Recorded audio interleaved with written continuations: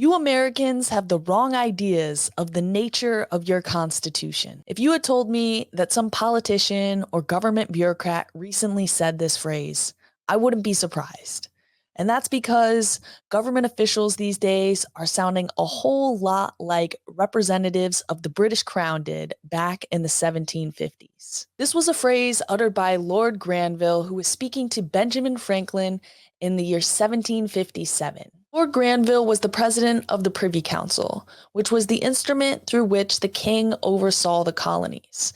And at that time, England was embroiled in the French and Indian War, which brought up questions about the exact nature of the relationship between the crown and the colonies and how the war would be financed. In his conversation with Franklin, Lord Granville went on to say, "You contend that the king's instruction to his governors are not laws, and you think yourselves at liberty to regard or disregard them at your own discretion.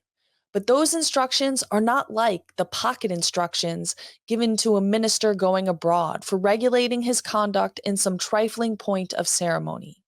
They are first drawn up by judges learned in the law.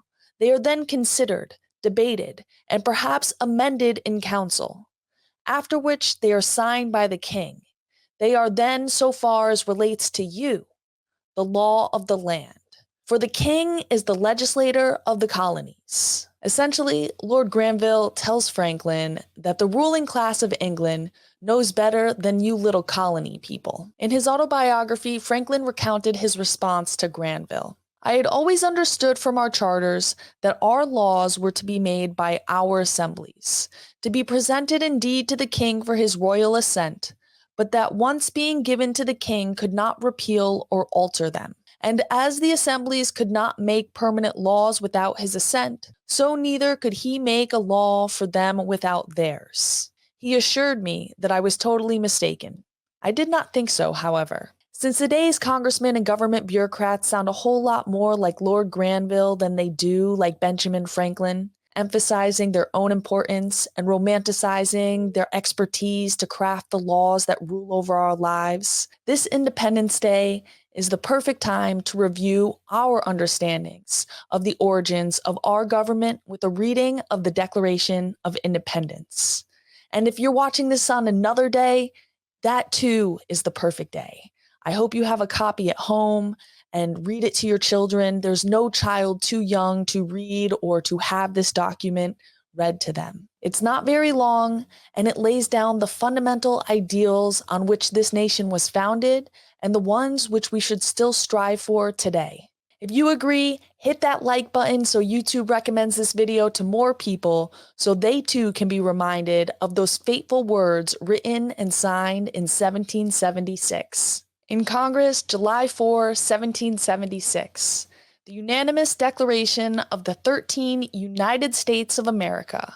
When in the course of human events it becomes necessary for one people to dissolve the political bands which have connected them with another, and to assume among the powers of the earth the separate and equal station to which the laws of nature and of nature's God entitle them, a decent respect to the opinions of mankind requires that they should declare the causes which impel them to the separation.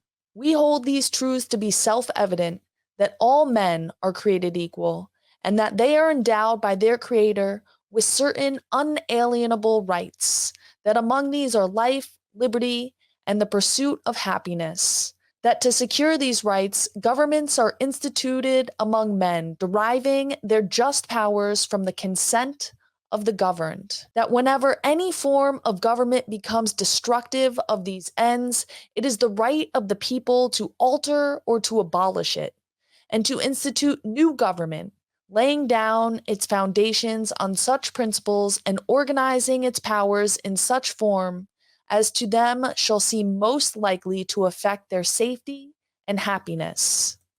Prudence indeed will dictate that governments long established should not be changed for light and transient causes, and accordingly all experience hath shown that mankind are more disposed to suffer, while evils are sufferable, than to right themselves by abolishing the forms to which they are accustomed. But when a long train of abuses and usurpations pursuing invariably the same object evinces a design to reduce them under absolute despotism, it is their right, it is their duty to throw off such government and to provide new guards for their future security.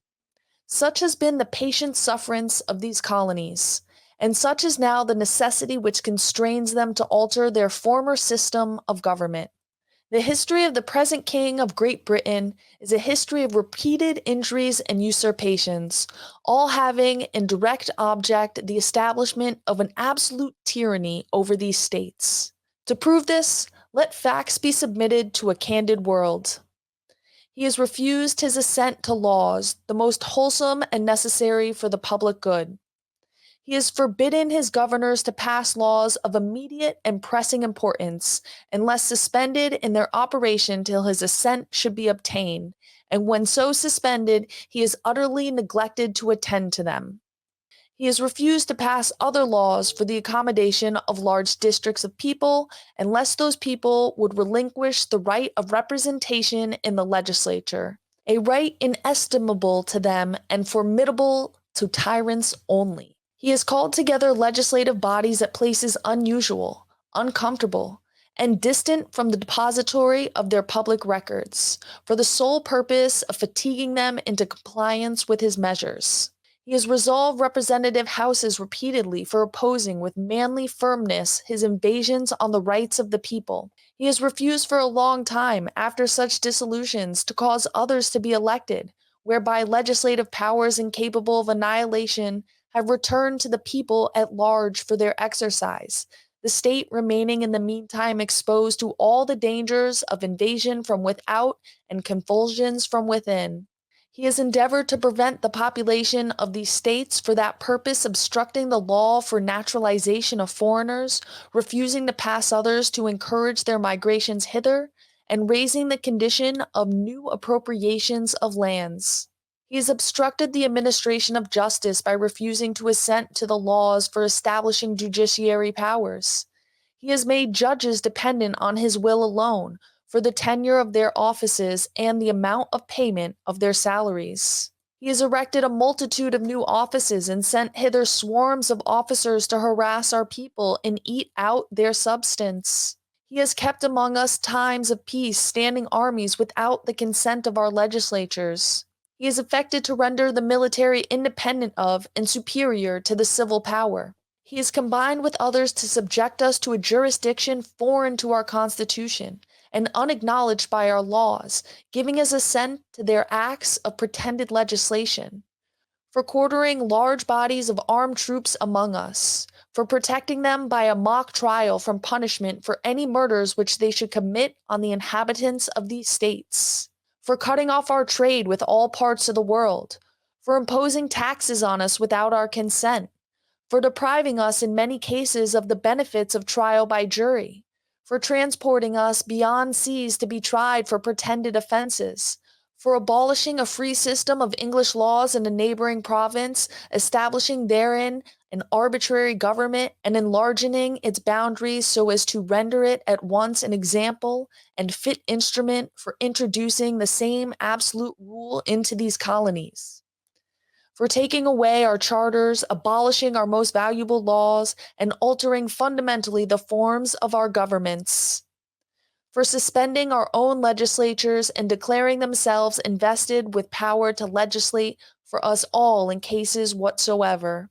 He has abdicated government here by declaring us out of his protection and waging war against us. He has plundered our seas, ravaged our coasts, burnt our towns, and destroyed the lives of our people. He is at the time transporting large armies of foreign mercenaries to complete the works of death, desolation, and tyranny, already begun with the circumstances of cruelty and perfidy scarcely paralleled in the most barbarous ages and totally unworthy the head of a civilized nation. He has constrained our fellow citizens taken captive on the high seas to bear arms against their country, to become the executioners of their friends and brethren, or to fall themselves by their hands. He has excited domestic insurrections among us and has endeavored to bring on the inhabitants of our frontiers, the merciless Indian savages, whose known rule of warfare is an undistinguished destruction of all ages, sexes, and conditions. In every stage of these oppressions, we have petitioned for redress in the most humble terms. Our repeated petitions have been answered only by repeated injury. A prince whose character is thus marked by every act which may define a tyrant is unfit to be the ruler of a free people. Nor have we been wanting in attentions to our British brethren. We have warned them from time to time of attempts by their legislature to extend an unwarrantable jurisdiction over us. We have reminded them of the circumstances of our immigration and our settlement here. We have appealed to their native justice and magnanimity, and we have conjured them by the ties of our common kindred to disavow these usurpations, which would invariably interrupt our connections and correspondence. They too have been deaf to the voice of justice and of consanguinity. We must therefore acquiesce in the necessity which denounces our separation and hold them as we hold the rest of mankind, enemies in war, in peace friends. We therefore, the representatives of the United States of America in General Congress assembled, appealing to the Supreme Judge of the world for the rectitude of our intentions, do in the name and by authority of the good people of these colonies, solemnly publish and declare that these united colonies are, and of right ought to be free and independent states, that they are absolved from all allegiance to the British Crown, and that all political connection between them and the state of Great Britain is and ought to be totally dissolved. And as free and independent states, they have full power to levy war, conclude peace, contract alliances, establish commerce, and do all other acts and things which independent states may of right do. And for the support of this declaration, with a firm reliance on the protection of divine providence, we mutually pledge to each other our lives, our fortunes, and our sacred honor. Now that is some revolutionary. That is something worth celebrating. And so as you're going throughout your day today, I want you to reflect on this, talk about it with your family and friends, and ask yourself, is this government fit to rule over free people like you and me? Come on.